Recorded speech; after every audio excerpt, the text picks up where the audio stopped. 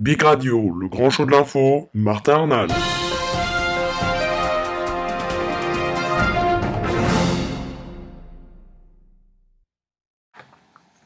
Bonjour à tous et bienvenue, merci d'être avec nous sur bigradio.fr, c'est parti pour le grand show de l'info, l'édition du jeudi 25 avril 2013. Aujourd'hui nous parlons de François Hollande qui est arrivé en Chine ce jeudi matin et les préoccupations économiques sont au premier plan du voyage de François Hollande en Chine.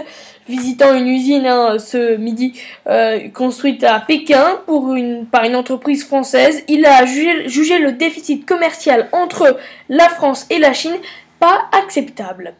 Et comme tous les présidents français en visite en Chine depuis Jacques Chirac, François Hollande, faisant ses premiers pas jeudi sur le sol chinois, a tout naturellement endossé le rôle de super VRP de l'entreprise France.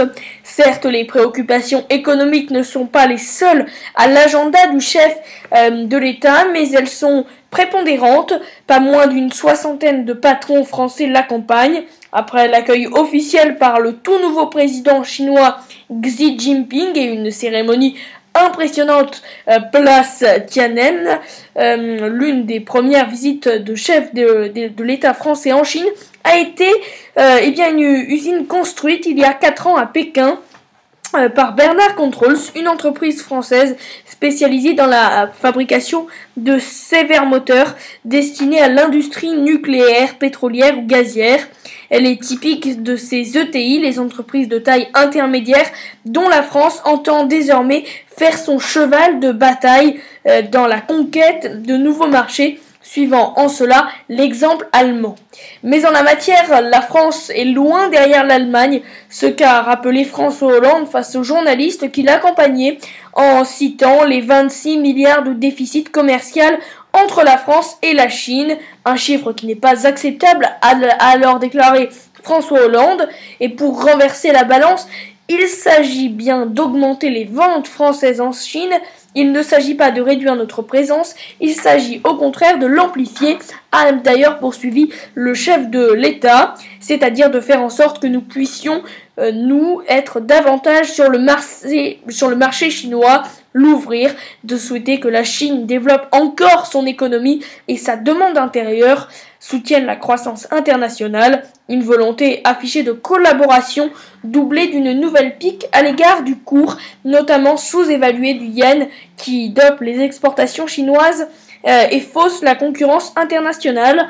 François Hollande a donc ainsi souhaité que la Chine internationalise sa monnaie en jugeant que ce pays ne peut pas vivre avec une monnaie qui ne serait pas conforme à ce qu'est sa puissance économique aujourd'hui.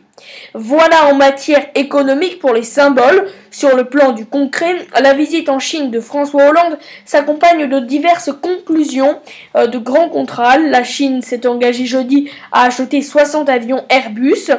D'autres dossiers sont au menu, comme l'automobile. Renault attend la levée des derniers obstacles pour construire en partenariat avec le chinois Dongfeng une usine qui produirait 150 000 véhicules par an à Wuhan. Ou comme le nucléaire civil, avec la signature attendue de 2 lettres d'intention concernant un centre de retraitement des déchets similaire à celui de La Hague et une nouvelle tranche de 2 réacteurs EPR à Tassillon.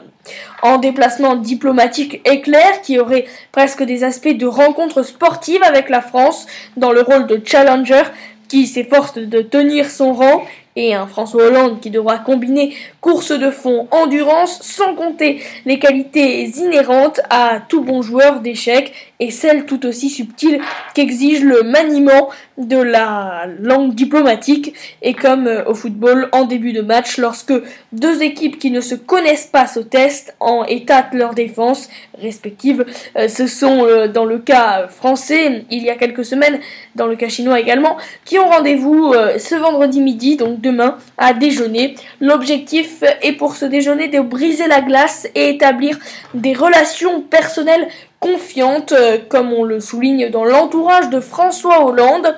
La nouvelle direction chinoise pour sa part, a multiplié les gestes de bonne volonté et fait sans précédent un numéro chinois et a ainsi participé donc ce jeudi avec François Hollande à un forum de chefs d'entreprise des deux pays. Dans ces conditions, les sujets susceptibles de fâcher, plus liés aux dossiers internationaux et à consonance moins directement économique, n'ont guère de chance d'être abordés autrement que sur un mode mineur, ce qu'a implicitement reconnu Laurent Fabius à la veille de la visite, soulignant que si la provocation des droits de l'homme sera certainement abordée, ce sera, je cite, sans esprit ni provocation. Voilà ce que nous pouvions dire donc sur ce déplacement express de François Hollande ce jeudi et vendredi en Chine. D'ici là, je vous retrouverai demain. Je vous souhaite une excellente soirée sur bigradio.fr.